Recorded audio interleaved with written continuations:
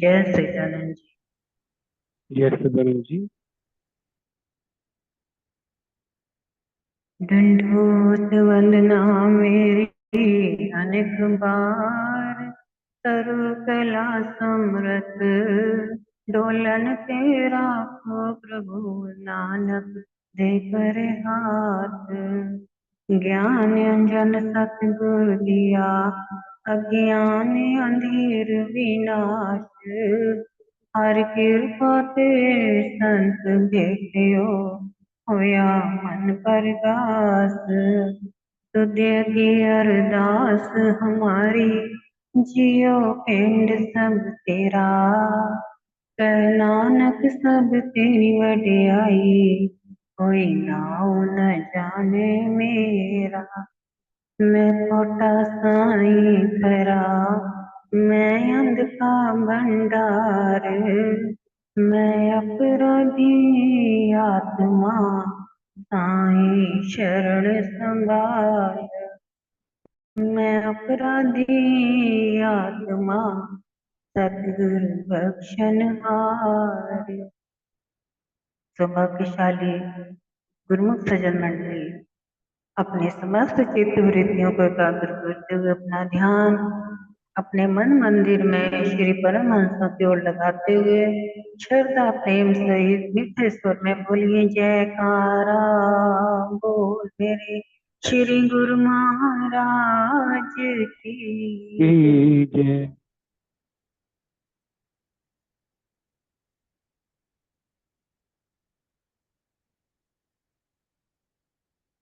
कर्मों की गठरी लाद गए, जग में फिरे इंसान। जैसी करनी वैसी भरनी, विधि का यही विधान। जैसी करनी वैसी भरनी, विधि का यही विधान। गुरुमुखो, ये तो आप स्वयं सभी जानते हैं कि हमारे जो कर्म हैं, उन कर्मों के द्वारा ही हम इस संसार में बैठे हैं। अगर हमारे कर्म ना हो तो हम इस संसार में नहीं होंगे। क्योंकि जैसे कि मान लो किसी का कर्जा देने के लिए ही जिससे कर्ज लिया था उसको वो कर्जा देने वाला मिलता है, वरना वैसे मिलने का कोई उसका अलग वास्ता भी नहीं था। अनजान बंदों से कर्जदार आपस में एक दूसरे को मिलते हैं। अब अनजान कैसे? आप सोचते होंगे कि अनजान तो कोई किसी को कर्जा दे ही नहीं सकता। ये बात तो सत्य है, लेकिन अनजान ऐसे कि जैसे कि आप संसार में आए, आगे आपका जीवन जो है किसी अनजान व्यक्ति से शादी होती है। उसके बाद आपके घर में जो संतान पैदा होती है, आप उस संतान के पिछले कर्म पिछले जन्म के बारे में तो कुछ नहीं जानते ना, आपके लिए वो भी अनजान है। और वो जो संतान है उसके लिए आप भी अभी अनजान हैं। जब तक से एक दूसरे को अच्छे से समझेंगे नहीं, तब तक से एक दूसरे से कर्जे का आदान प्रदान नहीं हो सकता। तो जब घर में औलाद आती है या पति पत्नी का रिश्ता है, या किसी दोस्त का रिश्ता है, अड़ोसी पड़ोसी का रिश्ता है, संगत का रिश्ता है, किसी का भी रिश्ता है, ये सब एक दूसरे के पिछले जन्मों से जुड़े हुए होते हैं, ना कि इस जन्म में पहली बार मिले हैं। ये कई जन्मों से मिलते आ रहे हैं और कई जन्मों से एक दूसरे के कर्जदार बन कर के आ रहे हैं और कर्जा भुगताने के लिए इनको बार बार जन्म लेना पड़ता है। कर्जा आप सोचते होंगे कि पैसों का, नहीं गुरुमुखो, कर्जा है कर्मों का, पैसों का नहीं है। हाँ, कर्मों के बीच में पैसे भी आते हैं, एक दूसरे का प्रेम भाव भी आता है, एक दूसरे की सेवा भी आती है और एक दूसरे का लगाव, एक दूसरे के साथ रहने का, जीवन भर का सहारा बनना। मतलब कहने का है कि कई प्रकार के कर्जे हैं। अब इन कर्जों को अगर अभी गिनाने बैठे तो बहुत लंबी हिस्ट्री जाएगी, इसलिए शॉर्टकट में आपको यही बता दें कि इस प्रकार के कर्जे होते हैं जो आकर के इंसान को भुगताने ही पड़ते हैं, बार बार जन्म ले लेके भुगतान उसका करना पड़ता है। इसी के ऊपर श्री सद्गुरुदाता दीनदयाल जी फरमाते हैं कि अगर तो बंदे भक्ति कर ले, रूहानियत की बुनियाद जो है वो प्रेम से बनी है, ना कि किसी डर से। अगर कोई डर की वजह से भक्ति कर रहा है तो वो ठीक बात नहीं है। अगर कोई प्रेम से भक्ति कर रहा है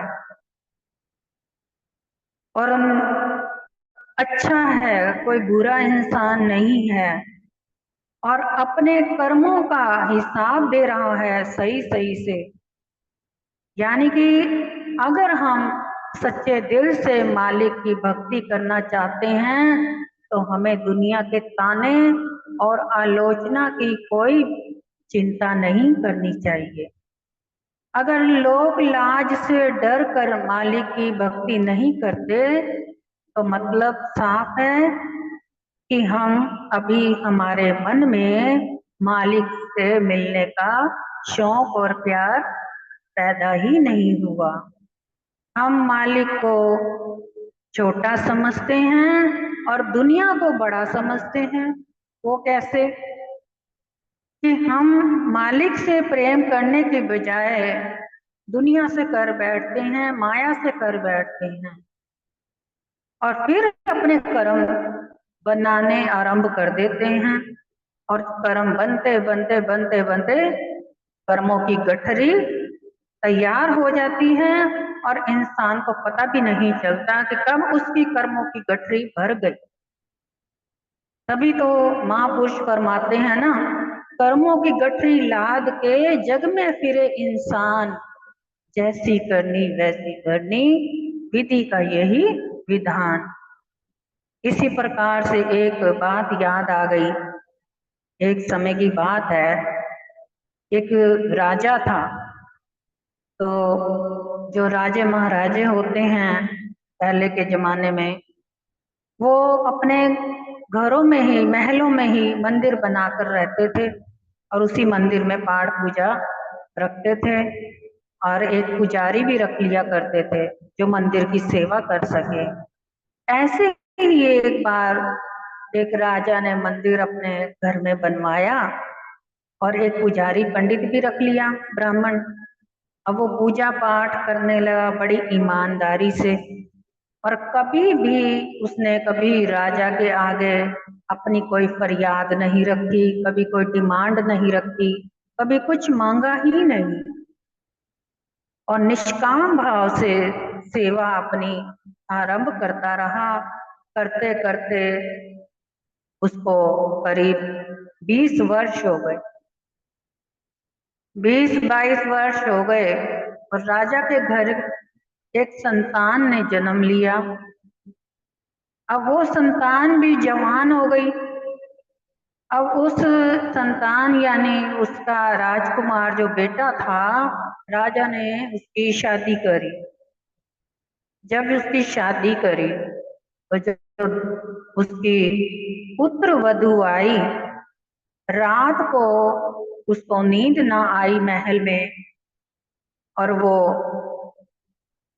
अंदर अपने रूम में ही इधर उधर चक्कर काटने लगी। इतने में राजकुमार जो था वो तो सो गया, और वो राजकुमारी सोई नहीं, पुत्र वधू वो जागती रही।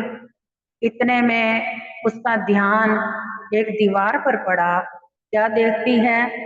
एक बड़ी सुंदर हीरे मोती जड़ित एक तलवार पड़ी है। उसने वो तलवार उठाई और उसको जो तलवार को मयान में से निकाला। जैसे ही उसने निकाला, उसकी जो पावर थी, चमक थी, इतनी शक्ति थी उसके अंदर कि वो देख करके हैरान रह गई, और उसके हाथ थर थर कांपने लगे। और जैसे ही उसका हाथ कांपा, वो जो तलवार थी वो राजकुमार की गर्दन पर जाके गिर गई। जैसे ही राजकुमार की गर्दन पे वो तलवार गिरी, राजकुमार की गर्दन कट गई, मृत्यु हो गई। अब वो सोच में पड़ गई कि सब सोचेंगे कि मैंने पहली रात अपने पति का कत्ल कर दिया, तो मेरे को तो बहुत भारी सजा मिलेगी। अब मैं क्या करूं? अब उसने अपनी सजा से बचने के लिए पहले तो उसने शोर मचाया, सबको एकत्र किया। राजा आया, राजा के वजीर आए, मंत्री आए, उसके जितने भी सेवादार सारे एकत्र हुए, और राजा ने पूछा कि मेरे पुत्र का किसने कत्ल किया है? तो उसने बताया, राज तो पुत्र वधू ने, कि पिताजी मैंने देखा नहीं था, लेकिन कोई भागता हुआ वो सीधा मंदिर की ओर गया था, मंदिर की तरफ भागा था वो, बस इतना जानती हूँ, शक्ल नहीं पहचानती। और राजा उसी मंदिर में अपने पहुंचा तो वहां वही एक अकेला पुजारी ही बैठा था जो पूजा पाठ का तैयारी कर रहा था। तो राजा ने सोचा मन ही मन कि ये इतने वर्षों से इतनी ईमानदारी से मेरे यहाँ पर पूजा पाठ करने की नौकरी में लगा है, इसने कभी कुछ नहीं मांगा, लेकिन इसके अंदर कौन सा ऐसा लालच होगा जो मेरे पुत्र का इसने कत्ल किया। फिर राजा ने उसको पकड़ा और कहा कि तेरे को हम ज्यादा से ज्यादा फांसी की सजा तो नहीं देंगे, क्योंकि तू ईमानदार हमारी सेवा में रहा है, लेकिन सजा तो हम दिए बगैर रह नहीं सकते, हमारा असूल है। सजा हम कैसी देंगे? जिस हाथ से तूने हमारे पुत्र का कत्ल किया है, राजकुमार का, उस हाथ को काट दे। उसी वक्त राजा ने उसका हाथ पुजारी का काट दी, और पुजारी के मन में बड़ी इस बात की बहुत ही दर्द हुआ सोच करके कि मैं तो इतने वर्षों तक ईमानदारी से राजा की सेवा में रहा, भगवान की सेवा पूजा पाठ करता रहा, लेकिन फिर मैंने ऐसा आखिर कौन सा कर्म किया कि जो मेरे साथ ये मेरा हाल कर रहा राजा ने, जो कि विश्वास नहीं करा मुझ पर। पंडित ने वहां से वो जगह छोड़कर, वो गांव छोड़कर अपना उस किसी ऐसे विद्वान पंडित ज्योतिषी की तलाश में निकल पड़ा कि जहां कोई मुझे ऐसा ज्योतिषी विद्वान मिले जो कम से कम मुझे ये बता दे कि आखिर मेरा कर्म क्या था जो मेरा हाथ कटा है। ढूंढते ढूंढते एक जगह वो पहुंचा, उसे एक सयाना पंडित विद्वान मिला। उसने जाकर के अपन पंडित की जो पंडितानी थी उससे पूछा कि जो विद्वान पंडित ज्योतिषी जी हैं क्या वो घर पर हैं? वो कहती हाँ, अभी घर पर तो नहीं है, लेकिन अभी आने वाले हैं, तो आप थोड़ी देर इंतजार कीजिए। और वो इंतजार करने लगा। इतने में जैसे ही वो आया, ज्योतिषी विद्वान, उसकी पत्नी ने उसको गाली गलौज और बहुत भला बुरा कहना आरंभ कर दिया। ना देखा कि कोई आकर के बैठा है, ना ही उसने कोई इज्जत मान का कोई उसको कोई ख्याल आया। अब इतने में क्या हुआ कि उसकी जो पत्नी थी वो इतना उसको भला बुरा कह रही थी, तो ये जो पंडित था छोटा, ये देख के हैरान। और बड़े पंडित ने पूछा, हाँ जी आप कैसे आए हैं? तो कहते हैं मैं अपनी दुविधा तो बाद में बताऊंगा, पहले आप बताएं कि आप इतने विद्वान पंडित ज्योतिषी होकर के आपकी पत्नी आपको गाली गलौज और आपकी इतनी बेइज्जती कर रही है, आपको मतलब इतनी निंदा कर रही है, तो आप उसको कुछ भी नहीं कह रहे, कुछ भी बोल नहीं रहे, तो इसका क्या कारण है? तो उसने बताया, ज्योतिषी पंडित ने, कहता है कि पिछले जन्म में ये एक गाय थी और इसकी पीठ के ऊपर बहुत बड़ा एक जैसे जख्म था भरा हुआ, जो जिसे कहते हैं ना थोड़ा सा निकल आता है, वो था। जिस कारण मैं एक कौवा था और मैं इसके जो जख्म में कीड़े पड़ चुके थे, उन कीड़ों को खाने के लिए इसके ऊपर बार बार इसकी पीठ के ऊपर अपनी चोंच मार मार कर वो कीड़े खाता था। और इसको दर्द होता था, दुख होता था, ये चिल्लाती थी, लेकिन मुझे कोई असर ही नहीं होता था।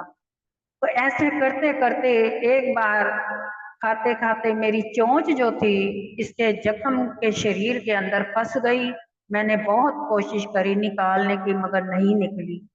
हार करके ये जो गाय थी, इसने पास में एक नदी थी, ये नदी में इसने कूद के छलांग लगाई, सोचा कि शायद ये मेरा पीछा छोड़ दे और ये मेरे ऊपर से हट जाए, इसकी चोंच निकल जाए।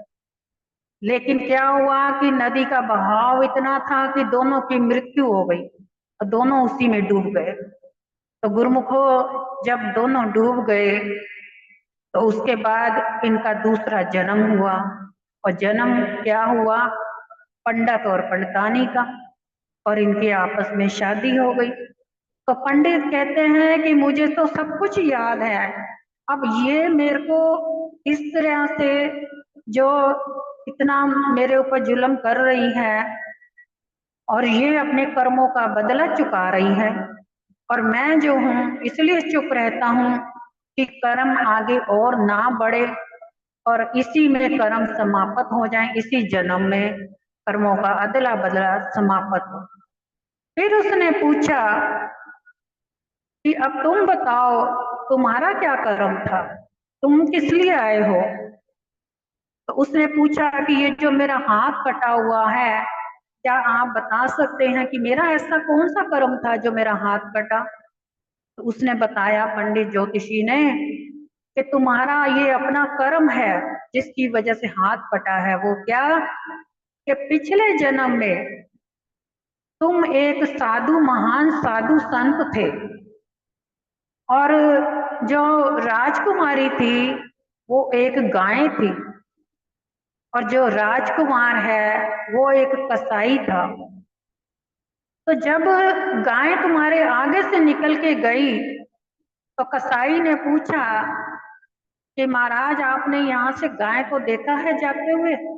तो आपने तुरंत कह दिया कि हाँ, यहाँ से निकल के आपने ऐसे करके उंगली इशारा किया, उंगली से इशारा किया आपने, मुंह से कुछ नहीं बोले।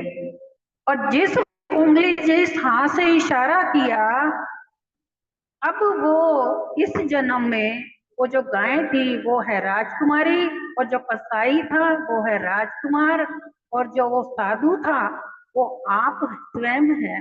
तो इसलिए वो हाथ आपका कटा, इस हाथ ने ये कर्म करा था। तो गुरुमुखो, ये होता है कर्मों का अदला बदला।